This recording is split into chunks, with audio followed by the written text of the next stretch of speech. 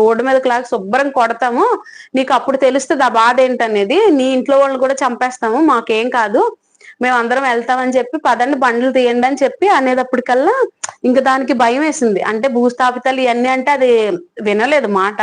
ఎప్పుడైతే వాళ్ళ ఫ్యామిలీని టచ్ చేస్తాం అనేటప్పటికి నిజంగా చేస్తారేమో, అనవసరంగా చెప్పేశాను అనుకునిందో ఏమో, అది అయ్యి నాకు తెలీదు. మొత్తానికైతే వినింది, నేను వెళ్ళనని కొంతసేపు మొరాయించింది, కానీ ఫైనల్ గా అయితే అది ఇంకెళ్ళట్లేదని చీపురు కట్టలు పట్టుకొని కొట్టారు. ఆ అక్కని దారుణంగా కొట్టారు. అక్క పట్టుకుంటే కందిపోయేటంత వైట్ గా ఉంటది, చాలా వైట్ గా ఉంటది.